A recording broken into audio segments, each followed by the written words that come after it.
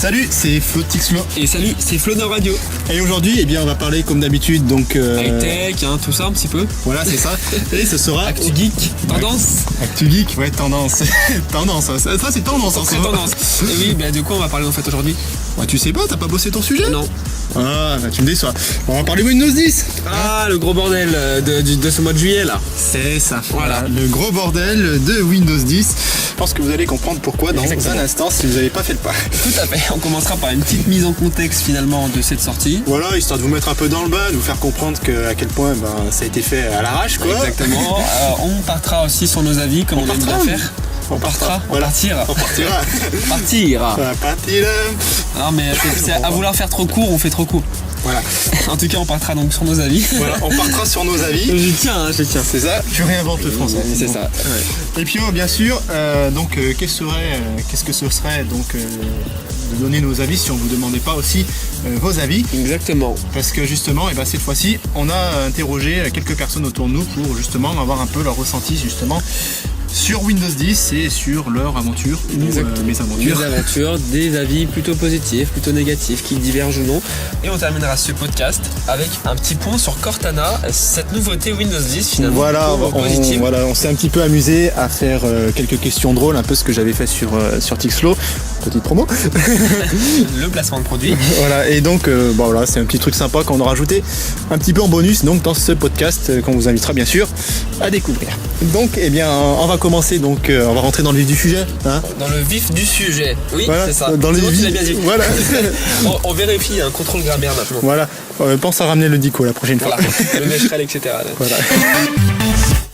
Eh bien oui, pour cette mise en contexte finalement, quand est-ce que c'est sorti ce système d'exploitation Windows 10? Eh bien c'est sorti le 29 juillet 2015, donc c'était en plein été, ce qui est assez étonnant, mais bon, je pense qu'ils ont voulu faire ça cet été pour histoire de cacher un peu le truc. Hein. Voilà, cacher la misère. Donc c'est sorti le 29 juillet 2015 en téléchargement mondial, donc chaque utilisateur pouvait plus ou moins parce que c'était en fait par vague, même s'il y avait un moyen de contourner un peu le truc en téléchargeant l'outil. Disons qu'il y avait une date fatidique, mais tout le monde n'a pas eu à cette date. Hein. Donc à cette date-là, il pouvait télécharger le fameux Windows 10, en tout cas la fameuse mise à jour Windows 10. En tout cas, ce côté un petit peu précipité, est-ce que ça viendrait pas du cache-misère, encore une fois, de Microsoft par rapport à Windows 8? C'est ça, je pense que donc Microsoft a vite voulu faire oublier l'épisode de Windows 8, ce qui a été...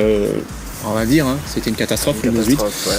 En termes d'installation, de vente. Ce système n'a pas réussi à s'imposer à cause de son interface qui était un peu particulière, qui était un peu schizo.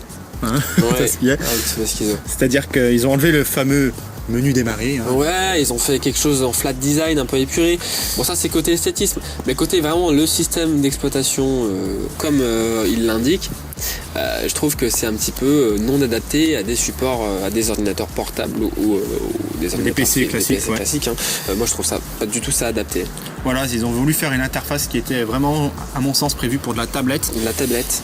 Mais c'était ça. Voilà, et bon, aujourd'hui, t'as encore la majorité des personnes qui utilisent encore des PC fixes, en tout cas pour les personnes qui font des travaux un peu plus... des travaux plus aboutis sur ceux qui vont faire un peu de montage vidéo, un peu de photos, qui vont faire du blog. C'était peut-être adapté pour de la tablette sous Windows 8, mais beaucoup de gens n'étaient pas encore prêts à faire le pas, à être sur un système tout tactile ou à avoir complètement deux interfaces qui ne correspondent pas du tout. Faut dire ce qu'il y a. On avait l'interface bureau classique sur Windows 8 mélangée à une interface qui avait complètement rien à voir. C'est ça. Et je pense que beaucoup de gens se sont sentis déstabilisés.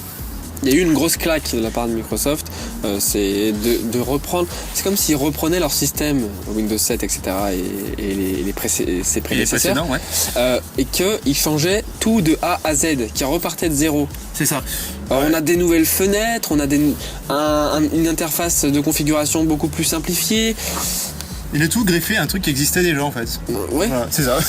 Donc franchement, c'est pas tip top et terrible sur Windows 8. Et donc ils ont voulu faire oublier ça assez rapidement.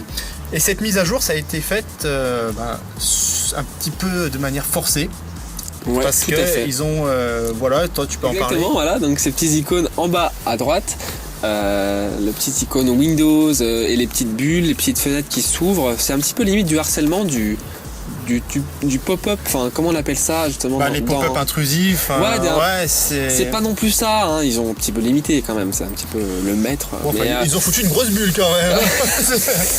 Voilà, il y avait une belle promo autour de ça et c'est là où on veut en venir quand on vous parle de forcing, d'installation un peu forcée, c'est que ils en ont fait une très belle promo, ça s'est mis vraiment très bien sur toutes les interfaces. Et en tout cas, on avait vraiment on sentait la volonté de Microsoft de allez-y, foncez, c'est magique, c'est tout beau, c'est tout neuf. Et c'est gratuit. Et c'est gratuit surtout pendant un an. Voilà, c'est la grosse nouveauté, ça a été lancé.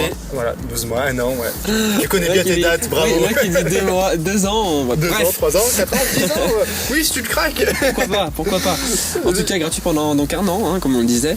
Et voilà, et du coup je pense que il y a eu le côté gratuit qui a pas mal emballé les gens, plus le forcing, et du coup en fait ça s'est fait dans un contexte où les gens, tout était fait pour que les gens ils migrent en fait, et du coup une migration forcée. Voilà, c'est ça. Et gros harcèlement, c'est gratuit, allez-y, et on le télécharge même en douce, carrément, parce que il y a carrément les gens, certaines personnes se sont aperçues que en fait ils avaient 3 gigaoctets. Voilà, un gros dossier de 3 gigaoctets. Et puis le système qui rame, pourquoi ça rame ? Parce qu'on est en train de télécharger Windows 10, mais on vous l'a pas dit. Non mais à l'aise Microsoft, il fait un peu ce qu'il veut. Voilà, tranquille quoi. Si tu vois que ça fait un peu tu sens qu'ils font un petit peu ce qu'ils veulent comme ça, on n'imagine pas avec les données personnelles. Hein. Voilà, ça aussi si ça concerne avec Microsoft. Parce qu'il y a beaucoup de gens, alors aussi petite polémique autour de ça, toujours dans ce contexte. C'est que en fait ils veulent faire un Windows 10 gratuit et en fait en échange ils en profitent par on va récupérer quelques petites infos perso et puis on va cibler un peu la pub quoi, hein. On va essayer de vous faire un peu de pub ciblée, c'est un moyen de se faire de la thune, hein.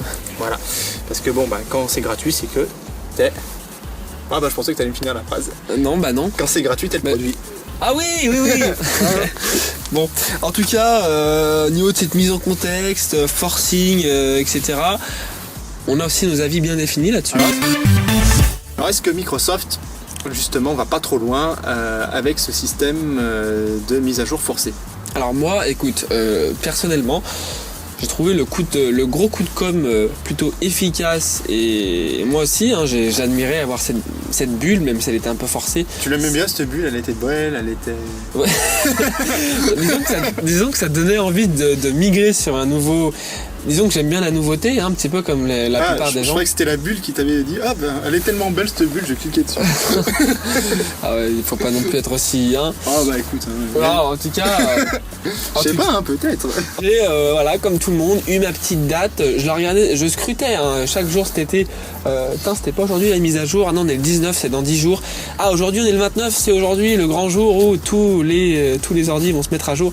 Et non en fait, j'ai jamais eu cette mise à jour Windows 10 sur mon ordi. Et là t'étais déçu. Oui, j'ai eu beaucoup de mal à avoir cette installation, donc ça s'est fait, même si ça s'était fait par vague, j'ai attendu ma vague et il n'y a jamais eu ma vague en fait. Je sais pas dans quelle vague ils m'ont mis Microsoft, mais peut-être mis dans les exclus. Peut-être dans 3 ans d'ici là, peut-être qu'ils t'ont envoyé une petite bulle. Je vais avoir un Windows 10 2015 alors que je serai en 2017. Peut-être, ils ont peut-être foiré là-dessus. Peut-être. Et donc, donc toi, est-ce que ça s'est bien passé du coup cette mise à jour, ou est-ce que tu as eu... Non, moi j'ai eu plein de soucis avec ce Windows 10. Au niveau technique, des menus démarrer qui ne démarraient pas, un souci avec Cortana, plein de soucis comme ça. Moi, ça donne pas envie de migrer, et quand tu vois ça, et ça m'a vraiment embêté sur le coup. Ouais, donc dès que tu as installé, tous ces problèmes se sont mis d'un coup à se mettre en place. Ouais, tu sens qu'il était ralenti, qu'il était mou le bordel. Ouais. Alors que c'était un nouveau ordi, je venais de l'acheter 2 mois neuf. Ouais, parce que du coup, tu as dû, donc, pour corriger ça, de faire une clean install, c'est-à-dire c'est ça. De reformater une fois que de repartir à zéro sur les fichiers. Et de réinstaller Windows 10 de zéro. Voilà. Ouais, parce que moi j'ai eu un peu le même problème aussi. Ouais, tu m'avais dit. Parce que du coup, ce qui s'est passé, c'est que je pense qu'il y a eu ce côté précipité. Déjà, le premier jour où j'ai voulu mettre à jour, donc le 29, moi. Donc tu l'as eu aussi le 29, toi. J'ai eu le 29, on m'a proposé la vague, toi. J'ai eu la première vague, le problème c'est que quand je téléchargeais, ça me faisait des erreurs. Ouais, donc la fameuse erreur du 32%. Non, enfin même avant ça. Ah, encore d'autres erreurs avant. C'est-à-dire qu'avant... Toujours plus, Microsoft aussi. C'est ça, toujours plus d'erreurs. Voilà. En fait, du coup, ce qui s'est passé, c'est que ma mise à jour, ça m'a dit erreur lors de l'installation de la mise à jour. Donc du coup, j'ai contourné le truc, j'ai téléchargé l'utilitaire sur le site de Microsoft comme il le conseillait de faire. Ouais. Et donc j'ai créé une USB bootable. Donc USB bootable, pour ceux qui ne savent pas, c'est de mettre en fait le système sur clé USB et de l'installer depuis la clé USB. C'est Microsoft qui conseillait sur leur site Voilà. de passer par là. C'est ça. Ah bah alors là oui c'est précipité, c'est justifié. C'est-à-dire qu'en fait les mecs ils te disent on va vous mettre des mises à jour, mais bon s'il y a des problèmes Voilà. on a prévu. Hein. Ah Donc, ouais, en fait ils mais étaient parfaitement conscients du problème. Ils Quoi. étaient conscients. Ou alors ils ont été surpris Putain, du truc, ils t'ont fait ça à la rage, j'en sais rien. Et du coup bon bah je suis passé par là. Donc il y a vraiment ce côté précipité qui est vraiment. C'est ça. C'est pas une hypothèse. Ouais, Ah non c'est. Enfin je pense après ça a peut-être été mal pensé ou peut-être qu'ils avaient sous-estimé le nombre de téléchargements, je sais pas. En même temps, il y a quand tu peut-être eu une erreur technique. quand tu lances un téléchargement mondial gratuitement, faut t'attendre à. Enfin, ouais, à mon avis. C'est clair, ils ont peut-être aussi pris leurs précautions.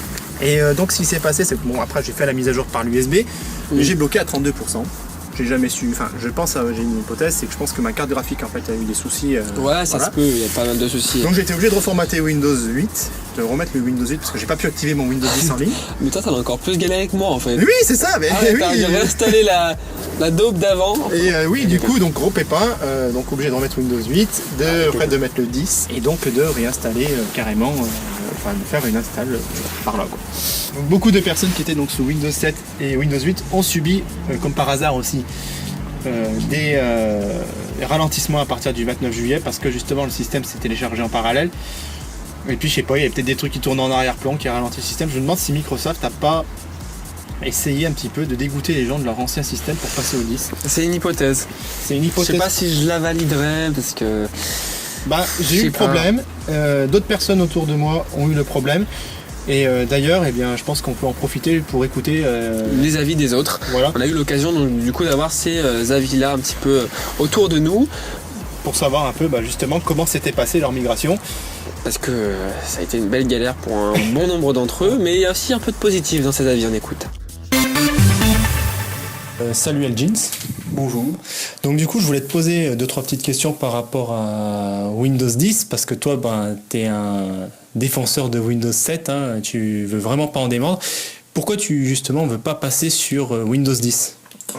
Déjà par des soucis du système d'exploitation, ça ralentit l'ordinateur, ça surutilise le disque dur, ça surutilise aussi la mémoire. Comparé à un Windows 7 performant et quand même bien en place. C'est quoi justement, quand tu dis que tu as des ralentissements, c'est parce que tu sens qu'il y a des programmes qui tournent en arrière-plan ? Ouais voilà, c'est pas qu'ils tournent en arrière-plan, c'est que même quand on leur dit de s'arrêter, ils continuent à pomper de la mémoire gratuitement. C'est juste pour pouvoir se relancer plus facilement plus tard. Alors ok, ça donne des avantages sur certains petits programmes, mais sur des gros programmes, ça entraîne tout de suite un ralentissement quasi net de l'ordinateur. Donc le problème aussi, c'est que à surutiliser ma mémoire comme ça, il y a des jeux, je les passe sur Windows 7 parce qu'il faut savoir que j'ai pris un ordi très très puissant. Sur Windows 7 je les passe alors que je les passerai jamais sur Windows 8 ou 10.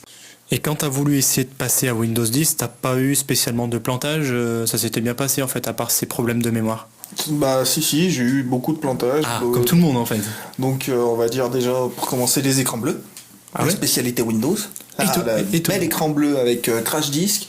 Au départ je croyais que c'était mon disque dur, hein, mais quand mon disque dur a lâché et que j'ai mis l'autre et que l'autre aussi m'a fait le même délire, je me suis dit ça venait peut-être du système d'exploitation. D'ailleurs peut-être merci à Windows d'avoir accéléré la déchéance de mon pauvre disque dur qui n'avait rien mérité. Tu vas les accuser d'avoir fait lâcher ton disque qui était déjà en train de mourir quoi. De toute façon ils pourraient bien m'en payer un avec ce qu'ils engraissent là les petits. D'accord, donc tu restes sur Windows 7 quoi qu'il en coûte pour le moment, et même pas Windows 8 quoi. Encore moins. Que ça soit 8 ou 10, honnêtement, tant qu'ils n'auront pas sorti un système d'exploitation viable et valable, pour le moment je vais rester sur du 7, hein, c'est ce qui me paraît le plus sûr. Alors mon cher Ego, est-ce qu'aujourd'hui tu es passé sur Windows 10 ? Oui, aujourd'hui je suis sur Windows 10, enfin sur mon dernier ordinateur. Est-ce que tu as eu des craintes par rapport à ce Windows 10 ? Est-ce que tu en es plutôt satisfait aujourd'hui ? Jusqu'à présent, je suis satisfait de Windows 10. Après, je sais que sur les appareils où j'avais Windows 7 avant, je suis resté sur Windows 7 et je pense rester sur Windows 7. Par contre, sur les appareils où j'ai Windows 8 ou quoi, j'ai migré sur Windows 10. Est-ce que tu penses faire confiance en Windows 10 ? Pour moi, Windows 7, il tourne à merveille. J'ai rencontré aucun problème avec, donc voilà, j'ai envie de rester là-dessus. C'est une super bonne base. Après, Windows 10, pour le moment, je l'ai utilisé très peu, donc pour l'instant, j'ai rencontré rencontré aucun problème, mais voilà, avec le recul, je pense qu'on peut avoir quand même plus confiance à Windows 7 que Windows 10. Est-ce que tu penses que Windows 10 va évoluer? Tu fais confiance au système? Bah, je pense qu'il faut attendre un petit peu pour avoir les premières informations, savoir un petit peu comment se comporte Windows 10. Après, ça reste quand même un produit qui est dans la continuité, donc je pense qu'il n'y a pas de gros problèmes.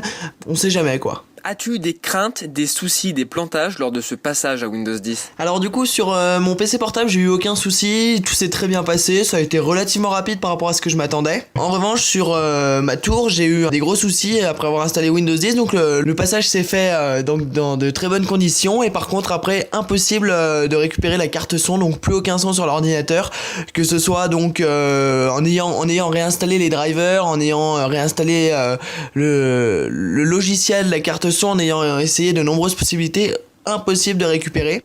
Tu sais que lors de son lancement, les médias se sont acharnés sur ce Windows 10 concernant la vie et les données privées. T'en penses quoi? Bon, faut savoir que voilà, l'informatique tout est surveillé, que ce soit autant sur Windows que sur Internet, les réseaux sociaux. Donc la crainte elle est un peu partout, faut se méfier et puis ben voilà quoi. Je pense qu'il y a pas, de toute façon on n'a pas beaucoup de solutions, donc faut rester vigilant. Je pense qu'il faut être vigilant comme on est vigilant sur les réseaux sociaux et puis ça devrait bien se dérouler. Pour terminer, imagine que tu dois choisir entre deux disques d'installation, dont l'un comporte Windows 7 et l'autre Windows 10.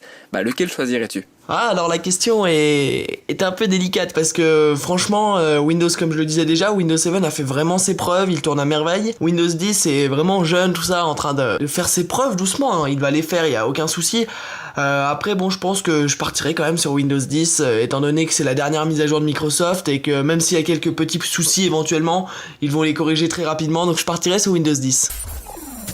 Donc voilà des avis, comme vous avez pu entendre, assez partagés, bien que ça se rejoigne sur certains points. Ça se rejoint et il y a un petit peu dans l'ensemble du positif, je trouve. Ouais, ça reste un peu positif. Voilà. En fait, il y a surtout un trait négatif dans l'histoire. Il y a un trait négatif. C'est la vie d'Elgins. Et puis, le côté un petit peu, donc c'était Hugo surtout qui disait ça, ouais. Ça va être amélioré. Ouais, c'est sûr, mais après, il faut être patient. Voilà, il va falloir être patient.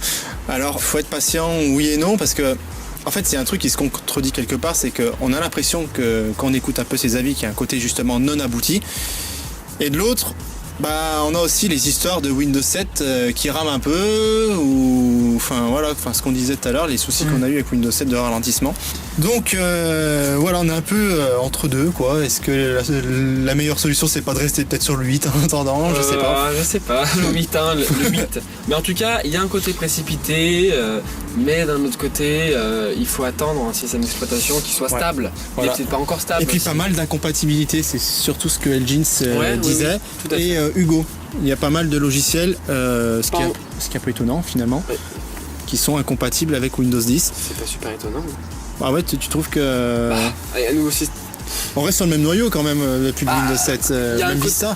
Non mais il y a eu un côté précipité, donc les applications et les éditeurs de programmes n'ont pas eu le temps de suivre. Ouais. Donc, mais c'est normal parce que ça vient de sortir. Il y a peut-être des tests sur la version de Windows, oui, fait peut-être effectivement que je sais pas penser. En tout cas, c'est ce qui pousse à mon avis certaines personnes donc à rester sur le 7, notamment Elgins qui parle de ces jeux qui se passent pas sur Windows 10 et du coup qui préfèrent rester sur le 7, en plus des ressources qui tirent pas mal apparemment sur le disque, comme il dit, pas mal de programmes qui tournent en arrière-plan. En arrière-plan, ouais. Alors ça se configure, je sais que ça se configure, mais moi Après, est-ce que Microsoft veut pas ça non plus? Peut-être que ça se config, mais tu pourras pas configurer ça au max. C'est ça, il y a des problèmes. Ça a des avantages, comme il le disait. Il y a des avantages à ce chargement en arrière-plan. Mais la réactivité du système, quoi. Exactement. Mais il faut bien faire gaffe si vous êtes amateur de nombreux programmes sur vos ordinateurs. Vous faites bien gaffe si vous n'avez pas encore fait cette mise à jour que la totalité de vos programmes soit compatible finalement. Parce que l'erreur, c'est ça. Le problème, c'est que tu peux peut-être pas le savoir à l'avance. Tu fais tous les sites de l'éditeur de tes programmes. Ouais, mais des fois, préconfiguré à voir. Si le mec suit son programme, parce que t'as quand même pas mal de gens, ils te balancent des programmes, ils ont 5 ans, et puis en fait, ils les suivent plus. Ouais, et puis en tout cas, il y a le forcing de Windows qui fait aussi que, il n'y a pas trop le choix, faut y aller, c'est nouveau, c'est maintenant, c'est précipité, il faut installer. Et vous avez un an. Voilà, et vous avez un an. Attention, c'est gratuit, mais pas tous les jours, faut pas abuser chez Microsoft. Donc voilà, il y a ce côté-là. En tout cas, vos avis, vous n'hésitez pas sur les réseaux sociaux. À nous les raconter, nous raconter un peu vos mésaventures. Est-ce qu'au niveau interface esthétisme, c'est peut-être pas mieux que Windows 8? Je trouve, alors oui, parce que justement, Il y a un point qu'on n'a pas fait là-dessus. C'est l'interface. On parlait tout à l'heure de Windows 8 et son interface schizophrène, donc Modern UI plus mélangé à de l'interface classique. Je trouve, Windows 10, il y a eu une amélioration là-dessus. Il y a une amélioration là-dessus, la barre d'outils, elle a démarré. Voilà, ils ont rajouté tout ça. On retrouve un peu le côté transparent abandonné par Windows 7. Ça, c'est un côté, alors, tu sais à quel point j'y tenais. Ma transparence, tout ça. Et voilà, donc ils ont commencé un petit peu à revenir en arrière là-dessus, à laisser un peu de côté ce côté. Laisser de côté ce côté. Non, peut-être qu'ils faisaient ramer en fait. Ça faisait ramer, oui, sur peut-être les machines les plus faibles, mais enfin aujourd'hui on tourne quand même sur des machines qui sont un petit peu en i5 maintenant. Non mais abuse pas, 4 Go de RAM, les cartes graphiques c'est plus les cartes graphiques des années 90. On n'a pas accès à ça, je suis désolé, je pense qu'il y a des gens aujourd'hui qui ont encore un vieil ordi. Mais je pense que dans ce cas on laisse le choix. On laisse le choix dans ce cas. En fait, c'est une boucle. Parce que c'est ça, enfin moi ce que je trouve, ce qu'on perd aujourd'hui, c'est que sur Windows 7, tu avais la possibilité de mettre une interface transparente. Il y avait des possibilités de paramétrage assez incroyables sur Windows 7. De mettre des couleurs, de paramètres de couleurs. Sur le 8, on a gardé un peu le système de couleurs, mais on a viré la transparence. Sur le 10, on enlève la transparence et les couleurs, on garde que le blanc insipide. Insipide, enfin le blanc quoi. In-City, voilà. Le blanc et il y a une mise à jour qui est prévue pour remettre les couleurs, mais je veux dire pourquoi Microsoft s'est revenu en arrière là-dessus pour demander à leur graphiste. Je comprends pas. Pourquoi est-ce qu'ils laissent pas la possibilité aux gens de paramétrer tout ça, de mettre je veux de la transparence, je veux pas de transparence, je veux de la couleur, je veux pas de couleur. Je te rejoins un peu là-dessus en fait. C'est qu'il y a ce paramétrage là, cette personnalisation, finalement c'est ce qui compte le plus aujourd'hui quand on regarde d'autres programmes, etc. Puis les gens même, on le voit aujourd'hui, c'est rentré un peu dans les mentalités, on aime bien personnaliser un peu ces interfaces. Ils le font trop au niveau de leur du flat design, le système de briques qui s'embrique, tu peux le faire dans le menu démarrer, ça sur Windows 10. Oui. Il y a un côté personnalisation quand même. Il est un peu plus poussé que je trouve que Windows 8 par rapport à ça, il y a une amélioration. On peut paramétrer ses applications, les avoir sous système de carrés, de briques qui s'embriquent, voilà. Ouais, les briques. On peut jouer au Lego quoi, c'est cool. Un peu Lego sur son ordi, posé. Ouais. Mais voilà, je trouve que c'est un peu ce qui manque aujourd'hui sur les nouvelles versions de Windows. Ce côté un petit peu, alors après si on reprend Windows 95, 98, on n'en avait pas trop le choix non plus, je sais pas dire. Il y a peut-être un retour en arrière finalement. Ouais, moi tu vois, c'est un peu cette impression, c'est-à-dire que quand je suis passé du 7 au 8, j'avais l'impression à un moment d'être revenu 10 ans en arrière où on avait des interfaces toutes plates, où on avait des icônes dégueulasses, Il y a un côté simplification. C'est la tendance graphique qui est ça aussi. Ouais, Je sais que t'es pas fan. J'aime pas ce mode. Après, c'est vraiment une question de goût. Mais je prends l'exemple. Là, par exemple, j'ai un exemple. C'est le menu, le panneau de configuration. Ils ont voulu faire un truc qui est super simple sur Windows 10. C'est un truc vraiment épuré au possible où t'as même pas de couleur. C'est unicolore le machin. Enfin bicolore parce que t'as la couleur du fond. Mais là, c'est carrément. J'ai l'impression que le mec il s'est dit attends, en fait on va pas se faire chier, on va mettre un fond blanc, on va mettre des icônes et voilà. Et le problème c'est que ils ont voulu épurer, sauf que je trouve que ça marche pas du tout. Parce qu'en fait, avant sur le panneau de configuration, tu avais toutes tes icônes, tout ça, tu avais ta fenêtre bien propre, machin.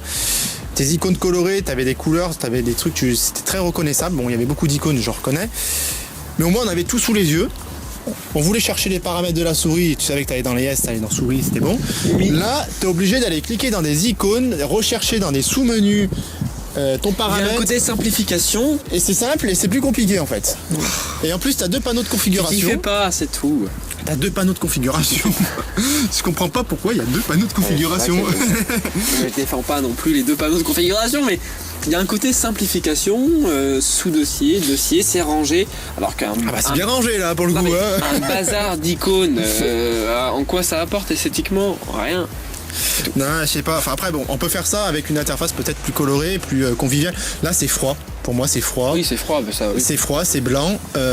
Ok, on peut mettre un aplat de couleurs. Oui. Mais il n'y a plus, tu vois. Il n'y a pas de côté transparence, il n'y a pas de profondeur dans le. Enfin, je sais pas, c'est plat. C'est plat, c'est vide. Je trouve qu'on perd un petit peu. Enfin, en tout cas, je sais pas, il y a un truc qui me gêne. En tout cas, si vous êtes plutôt de l'avis de FlowTixFlow ou plutôt le mien, vous pouvez donner aussi votre avis sur cette vidéo. Avant de conclure cette petite émission, je vous propose, justement, parce qu'on va parler un peu de Cortana rapidement et de la confidentialité, de découvrir justement Cortana à travers une petite vidéo humoristique avec une question-réponse un peu insolite. Qu'est-ce que t'en penses? Voilà, sympatoche. Sympatoche? C'est la sympatoche aujourd'hui. Ah, c'est la sympatoche. Voilà. Où sont les trèfles? Ah, putain, trop drôle. Trop drôle.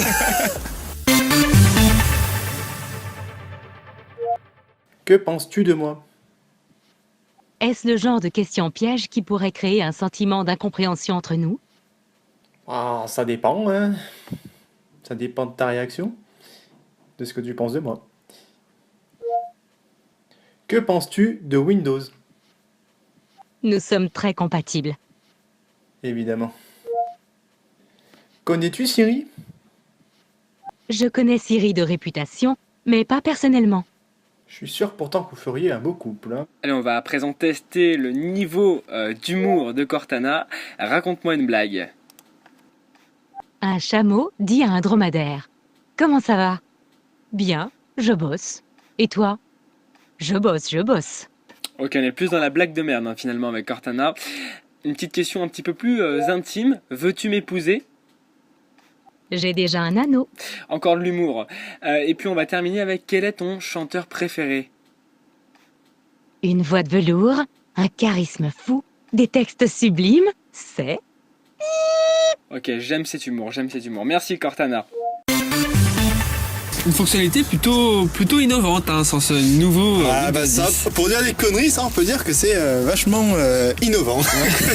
On voit l'utilité en fait que t'en as. Ouais, parce que faut quand même rappeler que cet outil permet quand même de faire des choses un peu plus sérieuses, comme rajouter des rendez-vous à son agenda. Et pour faire tout ça, faut avoir accès à certaines données. Voilà, c'est ça. Il faut donc paramétrer Windows 10 pour qu'il puisse accéder à certaines informations comme votre localisation, certaines 2015. applications. Voilà, c'est très 2015 comme tu dis, et puis c'est surtout la mode. Ouais, c'est ça. Aujourd'hui, on peut pas dire que sur Internet beaucoup d'applications demandent ça, les téléphones demandent beaucoup de choses. Des fois, comme t'as ça. même presque pas le choix en fait. Sinon, si tu veux faire fonctionner l'application. Ouais, En voilà. même temps, celui qui installe Mappy, Ah oui. c'est pas être con non plus. Voilà. Mais il y a peut-être des données qui sont données à la publicité. Voilà, ça peut être utilisé pour la publicité, du coup vous ciblez plus facilement et du coup peut-être faire un peu d'argent, nous le côté peut-être gratuit de Windows 10 finalement. C'est mis à jour, c'est clair. Voilà, en tout cas ça n'a pas l'air de rebuter beaucoup de personnes, en tout cas, ou alors les personnes sont peut-être peu conscientes de ça, malgré que quand même Microsoft a beaucoup communiqué dessus sur C'est vrai, il y a eu une belle démarche, c'est vrai. Sur la possibilité justement de régler ce genre d'infos, ce qui a fait polémique. Sur la part du marché, à peu près, là on est sur du 5%. Voilà, alors à la 5%. la rentrée 2015, 5% d'installation, 5%, Windows 10 représentait 5% des installations globales en termes de système d'exploitation dans le monde.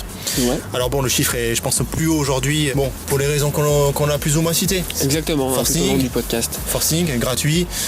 Les Côté gens gratuit, je pense qu'il joue beaucoup. Voilà. C'est ce que dans les avis ça passe comme une mise à jour. On n'évoque pas spécialement, en tout cas je trouve que maintenant les versions de Windows sont un peu passées sous silence. Oui. C'est-à-dire qu'on dit pas Windows 8 en gros, c'est Windows quoi. Voilà. C'est ça. Et ça passe sous forme de mise à jour, donc les gens savent pas trop des fois, ceux qui connaissent pas grand chose, pour eux c'est une mise à jour comme une autre, ça s'installe et puis ils se posent pas de questions. Donc du coup, vu que là c'est très facile à mettre à jour puisque Windows fait le forcing là-dessus, ça peut qu'augmenter rapidement finalement. Exactement. Voilà, donc vous n'hésitez pas à donner votre avis si vous avez le même avec nous. Je pense pas qu'ils auront le même avec nous. Le tien surtout, sur le flat design, je crois que méfie-toi, il y a quand même pas mal de gens. J'aime pas trop. Je suis pas un défenseur de flat design non plus. L'ami Ed Jeans justement n'était pas très fan non plus. Lui on va le prendre pour tous les contre-arguments, lui, c'est bien. C'est bien. C'est bien.